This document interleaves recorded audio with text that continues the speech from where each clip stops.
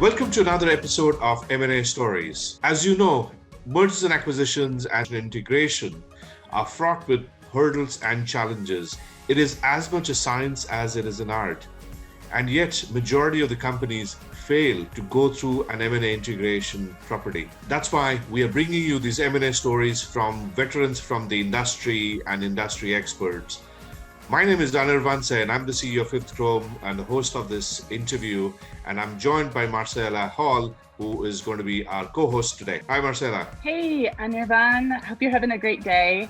Thanks so much for having me. My name is Marcella Hall. I lead employee experience for mergers and acquisitions at a software company.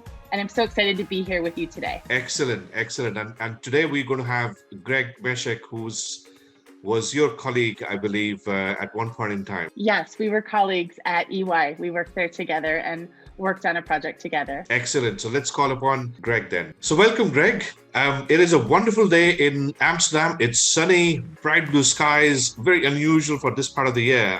How about you guys in Denver? Yes, Greg. Thanks for hosting Marcel on beautiful day. It's not particularly warm, but bright sunshine, and that's Denver for you. So something like 330 days a year we get this. So it's not new for us. Unfortunately for us, and not so fortunate for you, maybe. Excellent. So Greg, I've heard lots of good stuff from Marcella, who I believe was your colleague at one point in time. Yep. But I think it's the best way to start the interview is probably an introduction from your side. How would you describe yourself the best way? Sure. So my background, I've got over 30 years of experience, both on the professional services side as well as corporate. The last 15 years or so have been focused on transactions, both on the sell side and the buy side, with professional services. So what I enjoy and what I think where I bring a particular expertise is in the area of integrations.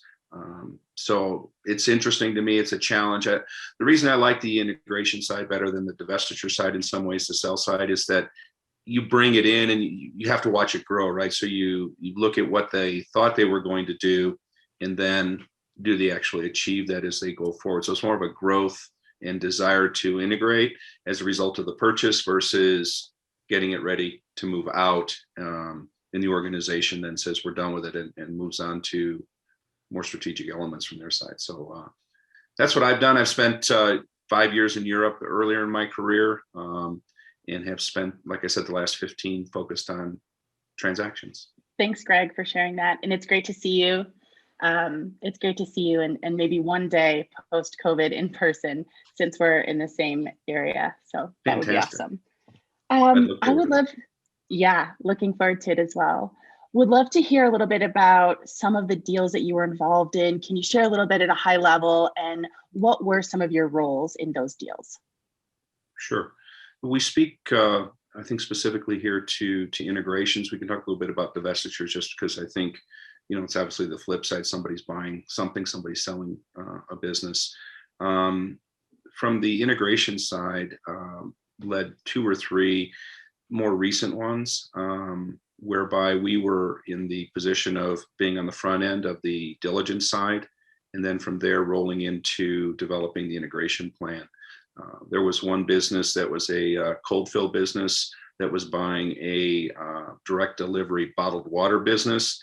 And the idea being that we could build on the drops. And the drops in this case would be the synergies would be based on putting additional product and dropping additional product to customers to drive productivity as well as top line synergies and revenue in that respect. So we were working with a PE-owned business that was coming into a public co.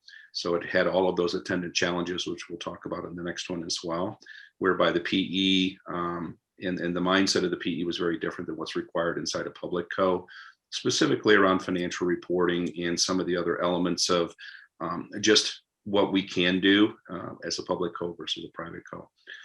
But I led the group, the team there, to establish the plans, work with the client, CFO in this case, to ensure that all of the deal economics and the deal model were identified and achieved.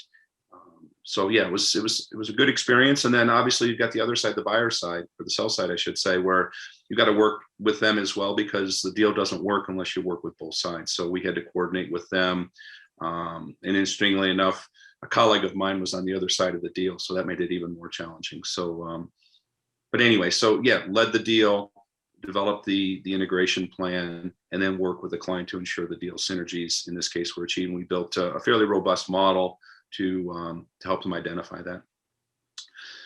The other case, if you will, that I think is interesting, which will go, I think, will be sort of the bigger part of our discussion today, was a pretty complex deal.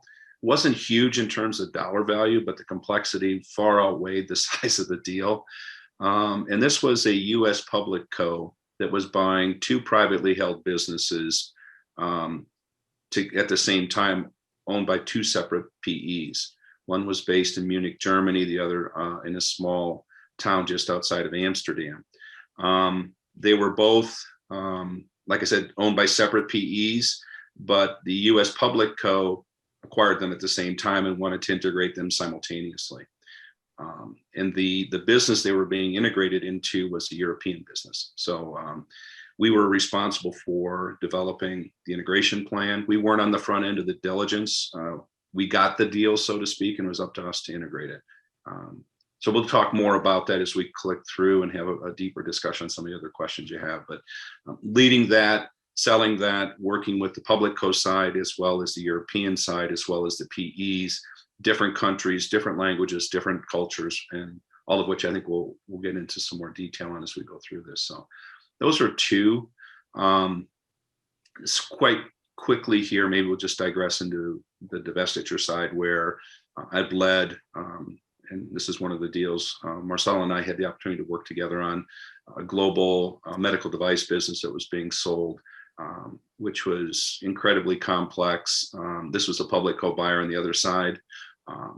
So they had an idea of what they were getting, but it was not without its challenges, as it was a global business, coordination across all functions, as well as getting the buyer to, how should we say, get to the end line at the same time we wanted to. So anyway, a couple of those as well that are more on the divestiture side versus the integration side.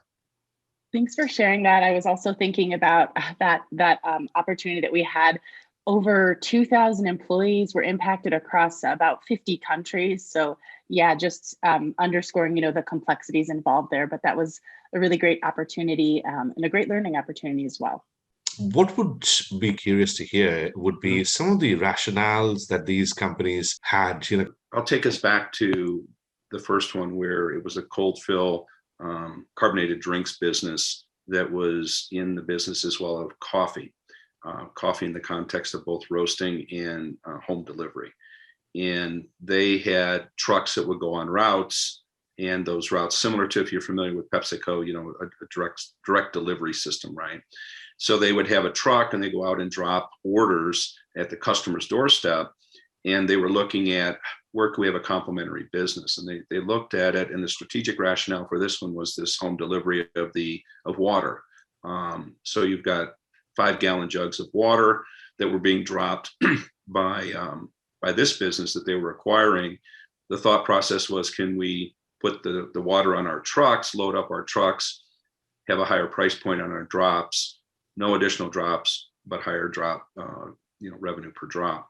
And in that case, a couple of the other challenges were, do the coffee drinkers want the water? One. Two, water's heavy. So they had certain types of trucks, and how much can you put on in weight at the same time as maybe there's a demand for that. You had to be conscious of the assets that you had to be able to deliver that.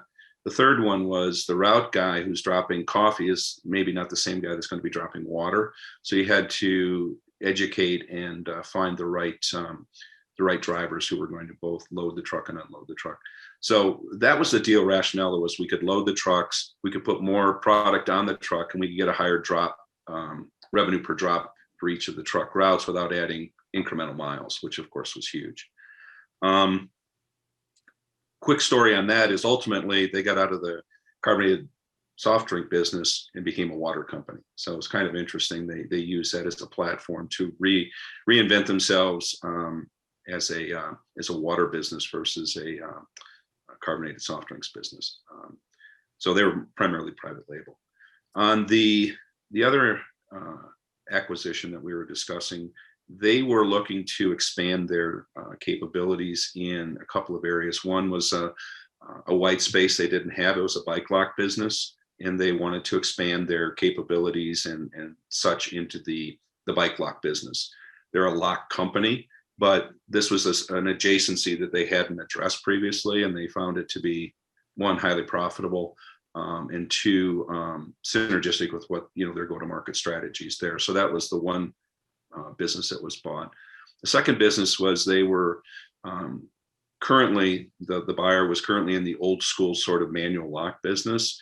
And this business in Germany was electronic locks. So electronic locks, both doors and door mechanisms, as well as windows and others, and allowed them to buy R&D essentially and increase their abilities beyond sort of what they called the door knockers, who would come in and the guy would need a locksmith.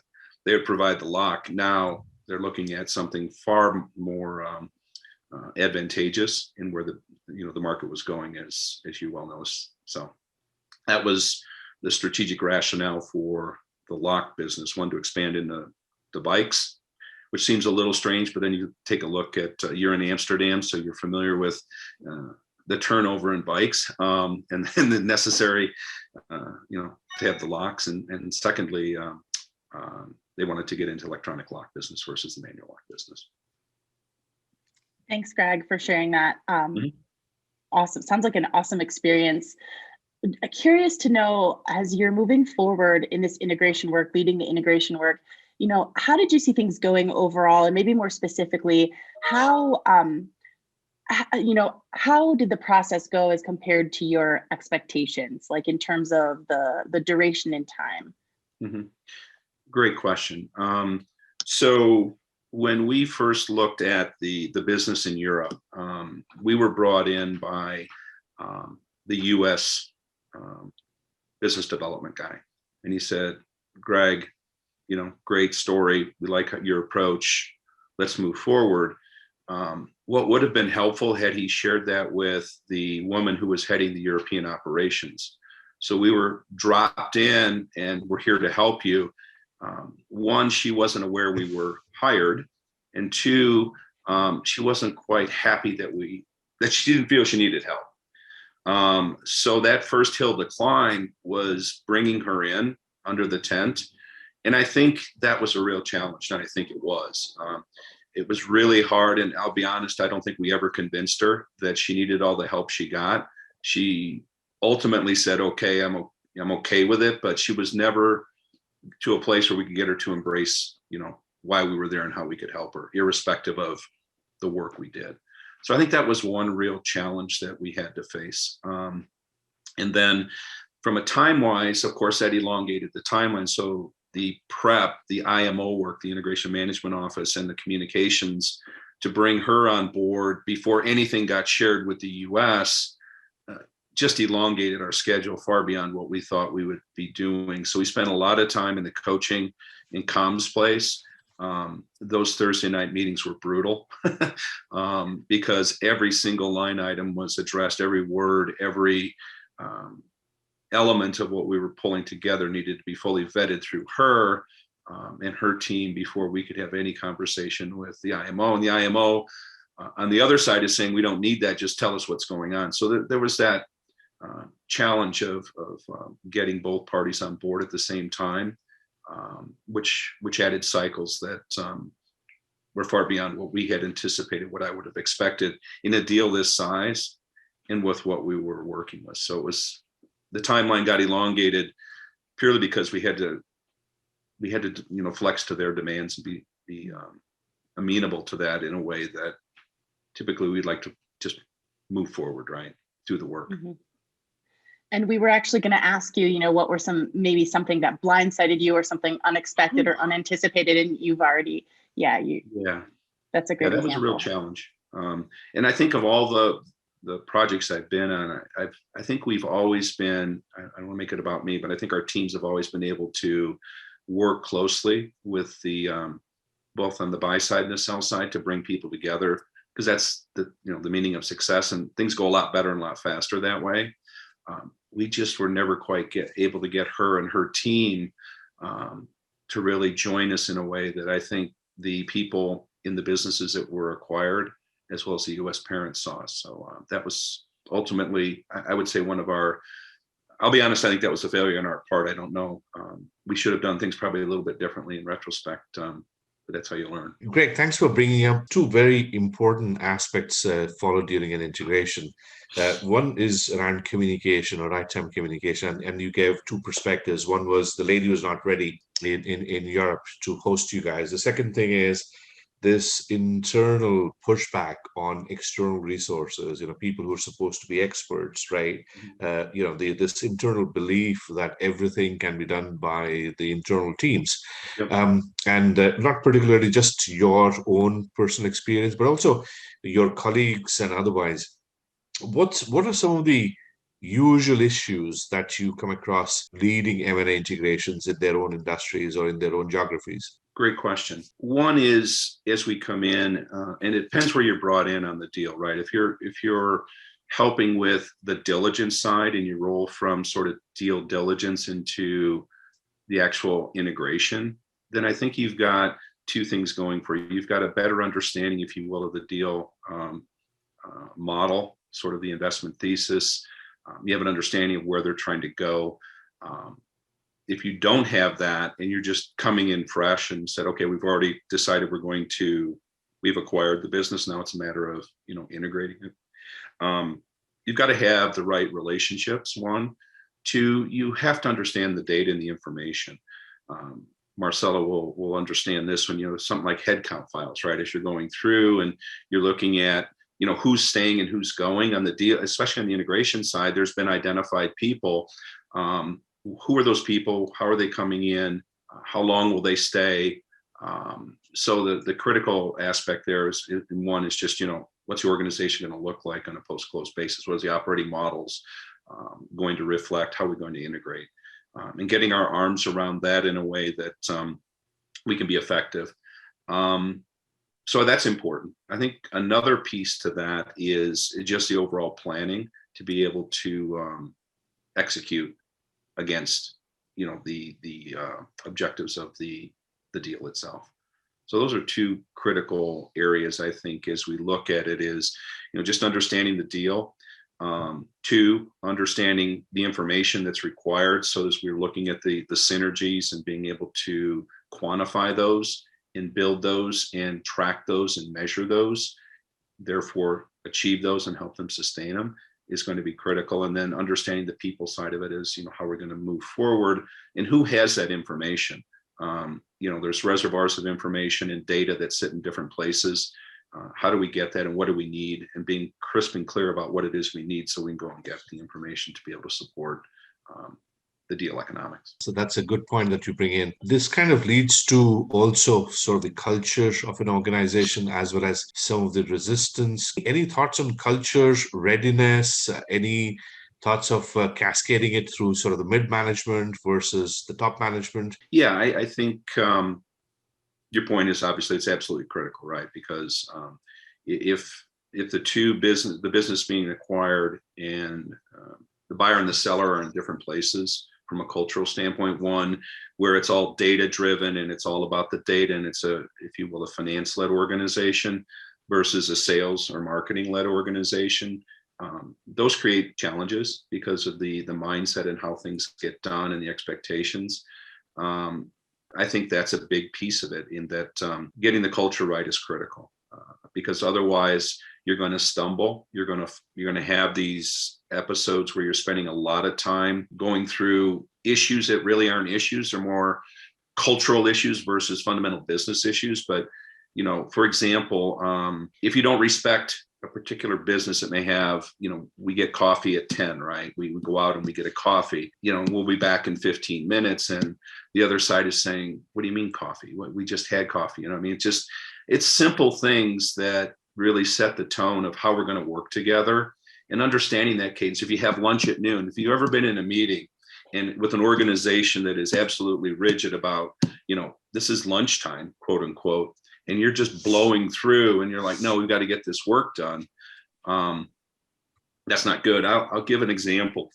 We were working on a deal and we were driving towards getting things done. And I was really focused on getting things done. We needed to get this done. So it became 6 o'clock, 8 o'clock, 10 o'clock. And the client's like, well, what should we do? I said, we need to get through this. We got to drive through it. So at the end of the day, we drove through it, but it was a very, very big move, bad move on my part, because we got to the end. The client on the other side was not particularly happy that we drove to that end. So understanding cultural norms and being respectful of those is critically important, because you need people to buy into this. You need the help and support of people who really want to get it done. And you need the hearts and minds. And if you don't have those, you're just going to get what you ask for. It may not be what you need. Yeah, 100%.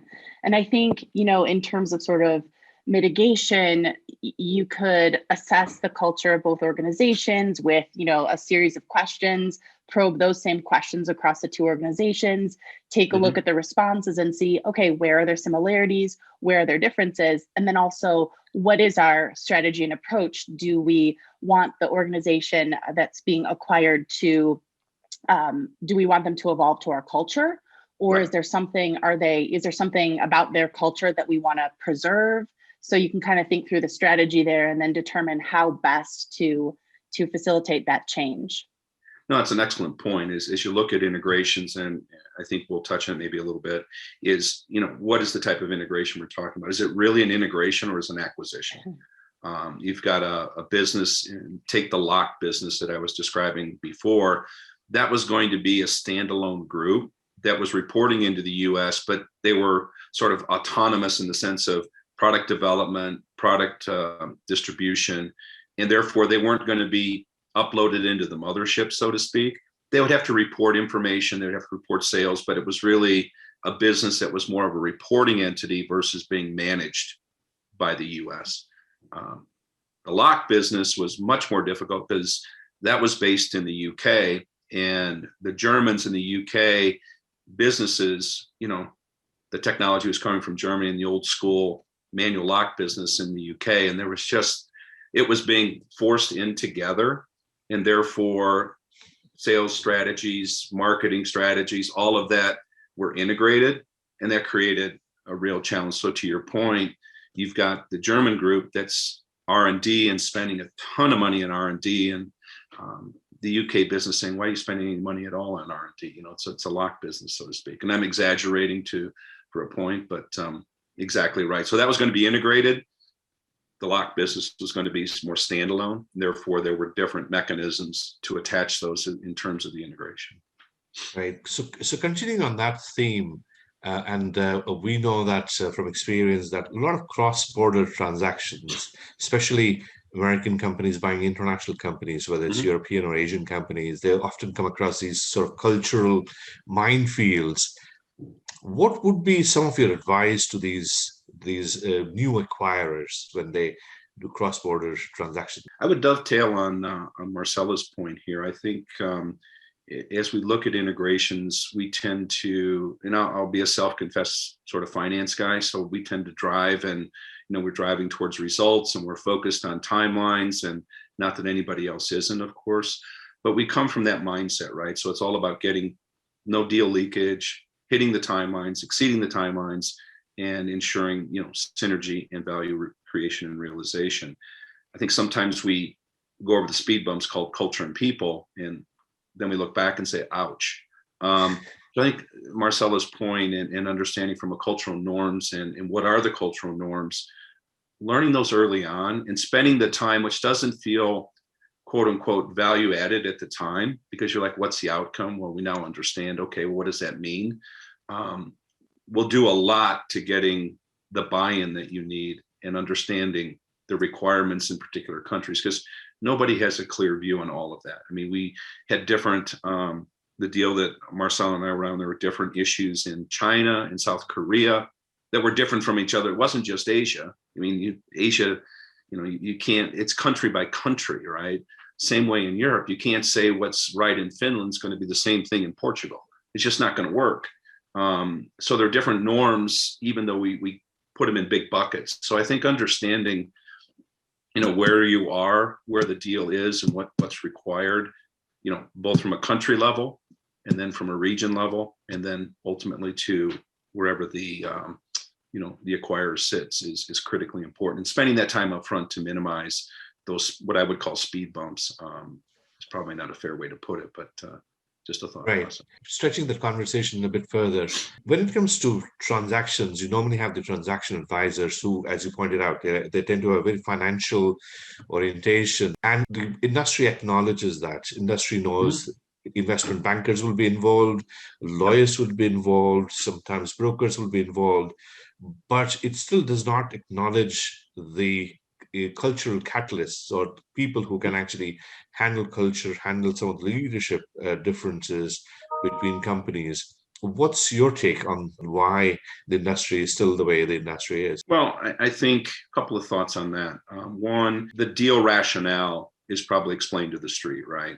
And especially in a public co-environment, if you're making a fairly large acquisition, you've made some comments to the street, right? You've made it clear why we're doing this, what we expect to get from this. The dollar signs are probably there to say this is what we're going to spend, and we're going to get a multiple off of that, right, as a result of the deal. So I think the mindset is early on is how are we going to get the deal done?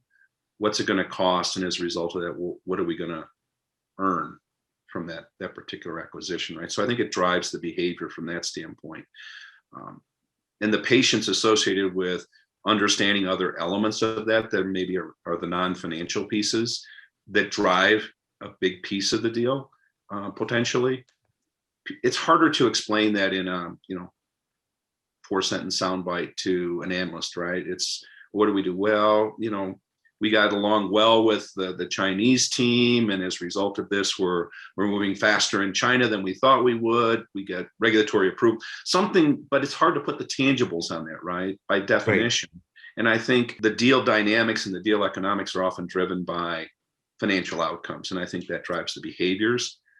What I think those of us who've gone through this recognize that to get there, you need the other side of it as well, which is complemented with an understanding of the cultural dynamics that will help you get there. And if you don't get those right, you're not going to get there. So, but I think that's why my perspective, I don't know, Marcel or perhaps yourself, or, do you have a thought on that as well? Because obviously this is my experience and my thought, and it's sort of one person here, but that's kind of what my thinking is.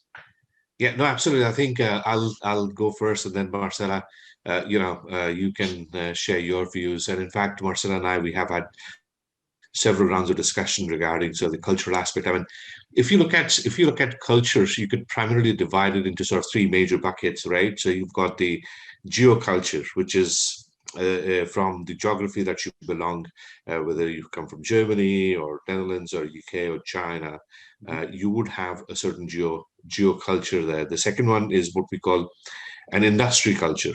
So pharmaceutical companies would behave in a certain way compared to some of the old economy businesses. Like as you said, classic locks as an example, right? They would behave in a very different way versus the card locks, which is very highly technologically focused. Right. And then the third one is what we call an organizational behavior, organization culture. This is where how do you wear, what do you wear to office? How do you interact with your boss, with your colleagues, socialize? So I would say three different perspectives on culture, or three different buckets, right, to sort of classify them and then start assessing each of the companies there. Yeah, Marcella, what are your thoughts? I would just add that in addition to, observing here's the culture at this organization at an organizational level, I would also say that there could be some variation at the functional level as well. So you might find, the sales culture at this organization, and you could describe it versus the other teams in the organization. So it's possible that you could see some nuances there. That's my thoughts on that. And I'd actually love to, Greg, tee up a question for you. As you were just kind of talking about financial results and all of that, as you look back and reflect on all of the transactions that you've worked on over your career, and especially the ones that you've shared with us today, sort of what kind of results did you see 12 months post-close, 18 months post-close, or maybe a few years post-close? Did you see that the goals were achieved? And not just from a financial perspective, but whatever those goals of the deal were, just your thoughts on that, on what you observed looking back as time progressed in those transactions. Yeah, good question. So in the first one that we talked about with the water business being acquired by the soft drink business, clearly they made the right move, and I think as a result of that acquisition, which was quite large, it was over $1 billion transaction, that was relative to the size of the acquiring company, was huge. It's clear that they made the right choice. Being in the carbonated soft drink business as a generic or store brand just wasn't going to cut it, right? So I think they used their process to expand into caffeine related drinks. So they went to a cold fill versus carbonated, able to use their plants and facilities, and ultimately went to a pure play water business. So I think that one was successful in the sense of they got the right business. They paid a premium without question, but obviously it was the launch pad to building on additional acquisitions and ultimately become a pure play water company. With respect to the lock business and the bike business, it's a little less clear because there's small pieces inside of a very large organization. So it's hard to, definitively say the lock business and the electronic business drove, huge incremental growth. I believe it did because, the migration to the electronic side of the business is clear, and it was a intelligent move on their part. But to be able to specifically segregate that and say, it achieved 2x the synergies expected, I think is a little more challenging. The bike business, I think, has gone extremely well. You look in the marketplace and, you can see the brand, and it's one of the best known brands in the business, and they've extended and expanded that. So I think on the bike side and the lock side, two different stories. A quick aside, step aside here. I think you asked for we're talking about some additional sort of interesting facts. I remember when we were doing the lock business, or excuse me, the bike business, and we're sitting in a conference room, and the PE CEO, CEO sitting in the business of the acquired business, was pushing back on our fees. And I'm like really sort of scratching my head because he didn't really know the fees. It weren't his fees, right? They were obviously coming out of the parent co. And we're going through this sort of tussle of, what we should get and when you're going to share information. And he was very, very reluctant. He was very self-confident, shall we say. I won't say, yeah, we'll go with that. And, we're going through this, and finally he says, stop. Things are going, a little testy here, because there were other members of the US team that were there, as well as members of his leadership team. And I was in the room, and he goes, stop. Let's turn to the highest paid guy in the room and ask him what his thoughts are. And I just said, thank you. So it was one of those moments in your career where you're like, is this really happening? I mean, because there was really no point to it. It was really just his way to, how should I say, make his presence known in a bigger way than it already was. So I was able to walk through and sort of guide our way through it without coming across in any other way, except we're here to do work. I think we're in the right process, so walk through it, but it was uncomfortable for a moment. So those are sort of the cultural things and, challenges you have, is a little bit beyond, was it a success? I don't think he stayed with the business. So he was going to for a short period, but I think over time, he just was not a fit for that business in a US public coal mines, because he'd been 3 different times. He'd just come into PEs and flipped him, and that was what he did. So he didn't fit into corporate at all. So a little bit of a segue over, were they successful and what did they look like post-close? But I think the answer is they were successful. It's just a matter of how did they get there? Do you remember how long this CEO stayed post the acquisition? Was it 6 months? I think he had an agreement. They needed him for roughly 12 months post-close, but it could be accelerated based on certain outs. So he didn't want to stay. They needed him to stay for a short period. He had presence in the marketplace, so he was known in the marketplace. So he had, that aura to him and value, for better said. So they wanted to keep that around until they could actually integrate the business, get a better handle on it, and then move forward with their management team.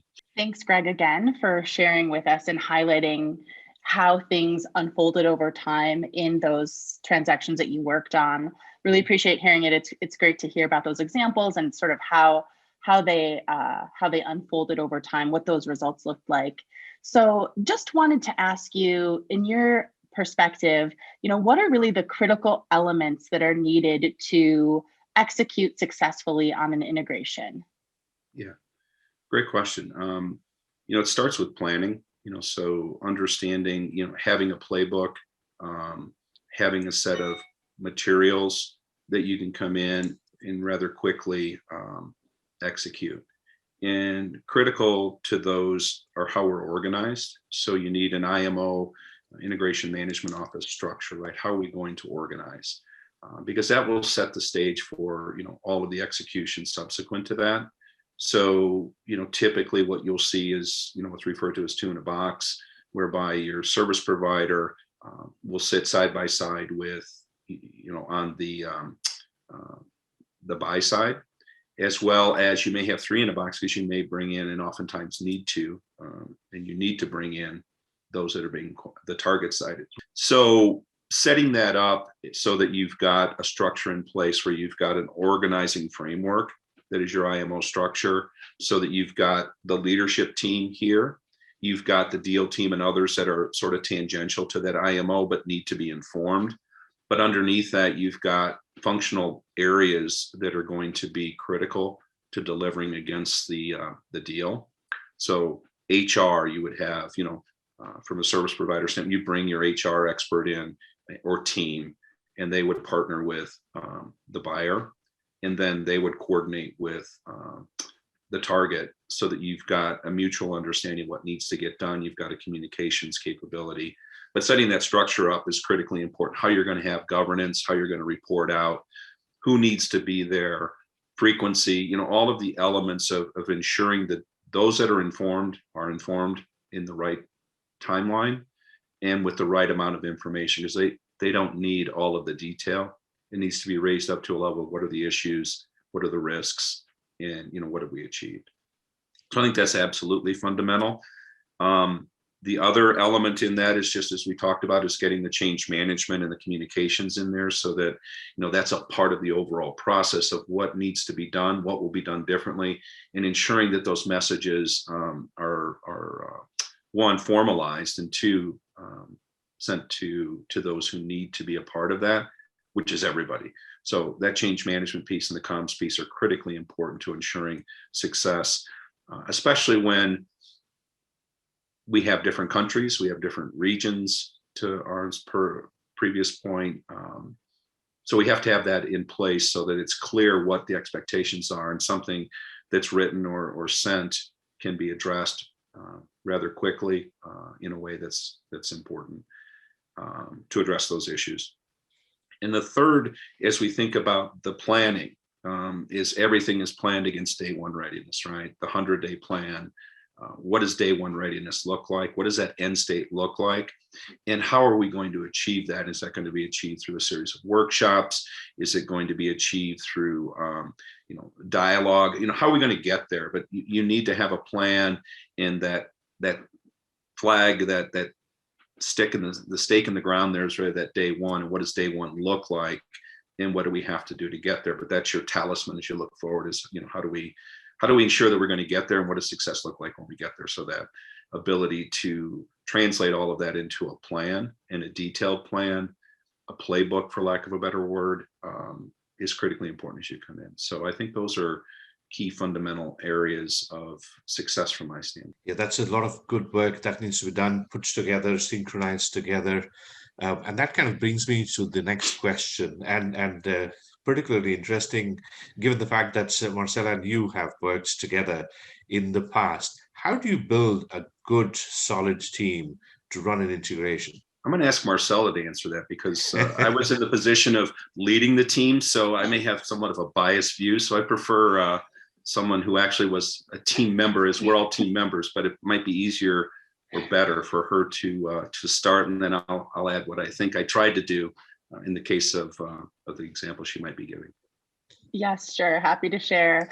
So what I would say, what I observed, I think it's just critical to establish relationships and trusting relationships. Particularly because, the teams are working together, maybe extended hours, trying to kind of crunch through all of the critical work in those timelines. So there's a lot to get done together. So I think building those relationships is key. And something that I really enjoyed during our time together on the broader team, Greg, was just opportunities to connect outside of the work. So I have really great memories of team dinners, happy hours that we had, also working out with my colleagues in the morning before going into the office, or later, after hours as well. And obviously this was in a pre-COVID environment, so we were able to do those things. But just great memories. There was a time where we actually ran a 5K with one of our clients as well. So that was just super helpful in terms of building and solidifying those relationships. And that allowed us, I think, just to work so well together and to just move quickly. I think it accelerated the pace that we were able to work together. It accelerated our pace as a result. And then, now in a COVID environment, certainly that's different, but we can still have and find opportunities to make those connections, and basically outside of the work, carve out a little bit of time to get to know each other and establish those trusting relationships. Yeah. Over Zoom. There you go. I think what I would add to that is it is the right people, right? In our Marcella's example, we had people that rotated in and out, and it wasn't because they weren't technically competent or capable. It was a fit. So when you lead a team and try to build a team, you need the right people in the right places to be successful.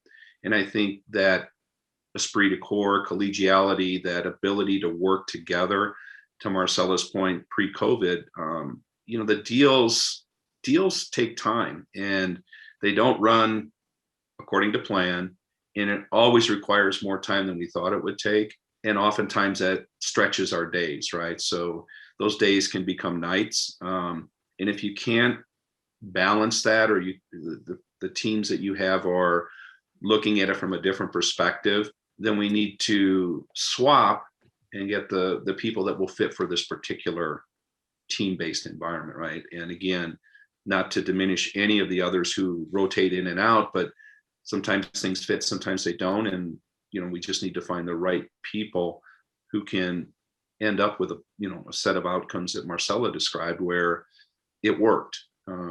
We know when it works, we also know when it doesn't work. And somewhere in the middle is the challenge. But yeah, I think it's getting the right team in the right place to do the right things. And the ability to trust. I think you brought up a good point, Marcella, is that, if there is a problem, and there are problems, you have to trust that you can bring those to someone who will, one, address those appropriately, confidentially. But, you need to be able to bring those issues to the table to someone who can deal with those. Because, the teams are tough. I mean, we had a team of 60 some people, right? And it's a challenge. And I think that's part of the fun of what we do. It's also the flip side of the challenge.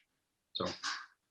Right. So is an integration team a baseball team, which is based on individual brilliance, or is it like a football team where everybody needs to contribute, starting from the quarterback? I think the answer is yes. No, I think we have like a baseball team, you got a catcher, right? And you got a pitcher who are extraordinary at what they do, right? And we need that. But I think what you need as you expand beyond that, and maybe more in the IMO, is you need someone who can play across multiple fields. You're never going to be the best third baseman or the best first baseman, or maybe the best closer, but you have the capability of playing across the field in a way that drives value. So you know who to bring in, you know when to bring them in. But yeah, I think there's a base level of competence that needs to exist, both from a transaction standpoint, as well as from a technical competence in a particular area, be it IT, HR, finance. Supply chain's way too broad, but things of that nature. So I think it's a combination of the two, actually, to be able to be successful. And the teams that are able to pull that off, I think, are brought back for other deals. Right. COVID-19 has changed many of our lives, and I'm sure it's going to impact the world of M&A as well. What are your views on what are some of the changes, trends that are going to take place in this space? Yeah, I think it's early days, right? I think we're still in a place where, is this the new norm, or is this something we found a workaround for?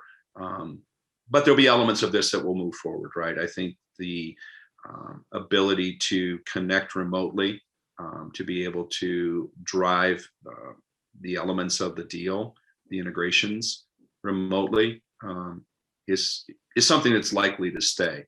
I think it becomes how intense is it? Is it really going to go to complete remote versus some combination? I think it's going to be a combination.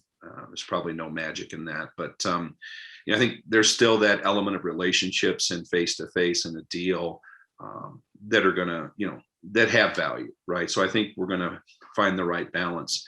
I think what we found is, as well, is that from both a technology standpoint, call it Zoom, to just the ability to gather information and assemble and assimilate that into what we need, is a stronger. We're in a stronger place now with the tools and the technology to do that. Data analytics and some of the other front end tools to be able to help us harvest and understand that data that's required to affect the integration. It's just incredible where we've come over the last 2 or 3 years with respect to data analytics and some of the other elements of that. So getting dashboards, getting other elements of that don't necessarily require being boots on the ground. So I think we're going to see more leverage of technology. I think we're going to have the ability to be more flexible in how we actually execute it. But I don't think we're going to move away entirely from, Marcel and Greg having a coffee somewhere, or somewhere else. So I think that's where we're going. I don't know where you see it, where each of you may see it. You're obviously in different spots, but that's kind of what my takeaway has been here over the last grueling 12 months or so. It's great that technology is an accelerator, and I agree with you. I think it will be some type of hybrid, remote and in person occasionally, because I do think there is something about being face to face, right? That you can't necessarily you can't replicate always with Zoom. But it is great that we have, it is great to see what organizations have been able to achieve during the pandemic. Some organizations have just accelerated their businesses in ways they probably had never imagined. Greg, just curious, anything else you wanted to share with us that we hadn't already touched on? Any last kind of thoughts, comments? I had a bunch of thoughts. I think we've touched on a lot of them. No, I think where I would leave it is, at the end, as we look at where we're going and maybe tagging on to the future, this is still a people exercise, right? I mean, at the end of the day, sorry for the trite little cliche there, but as we work through this, people are involved on both sides, right? And the ability to integrate will be predicated in many ways on how well we're able to develop the relationships and the communication, understand the culture, and then drive the business side of it as well. So I think as we move forward, in an environment where we've got more balance, maybe we can't lose sight of the fact that there's people involved. And if it were purely a mechanical exercise, RPA, something else involved where we could just automate from an AI perspective all of what we do, it could be done. It will be done if indeed that's possible. I just don't think it is. So I think at the end of the day, we're going to work with ourselves, with people. It's that piece of what we do that brings that differentiator of how well we get the things done and how successful the deals are. So people at the end of the day get the deals done in a way that I think is going to move forward. As it has been, I think it's going to move forward as well. Those would be my closing thoughts. Very nice. This has been an awesome session, I must say. Greg, thanks for sharing all of those experiential elements, making it interesting, giving it a shape of a story here. So thank you for that. I'm sure some of the people from audience and listeners would like to get in touch with you and potentially discuss some more. What's the best way they can reach you? Yeah, probably the best way is through LinkedIn. I think that's, all of, technology today, as we were talking about, right? It's amazing how far that's come and how effective it is just by virtue of how we connected as well. So yeah, LinkedIn is the preferred mechanism. So feel free to reach out frequently with any questions, or if you just want to catch up, I'm open to that as well. Excellent. And what we'll do is we'll share the description in the link to the LinkedIn for Greg. So with that, on behalf of everybody here, I would like to thank you, Greg, for sharing your thoughts and sharing your stories. Thank you. Thank you for the time. Thank you, Greg. My pleasure. So Marcella, this was an awesome session. Thanks for introducing me to Greg and also being the co-host. Yeah, my pleasure. I really loved the opportunity to connect. It was great to hear from Greg, and I look forward to some additional discussions with colleagues as we move forward. Excellent. So for our viewers, if you like this particular episode, then don't forget to hit the like button. Yes, I just wanted to say thanks so much for joining us. We really appreciate this opportunity to connect. If you have some ideas you want to share with us, please feel free to reach out. Look forward to hearing from you all, and have a fantastic remainder of the day. Excellent. And don't forget also to subscribe to our channel, because we do promise to bring lots of these stories going forward in the next few months. Until next time, from our side here, we say bye-bye and stay healthy and stay safe.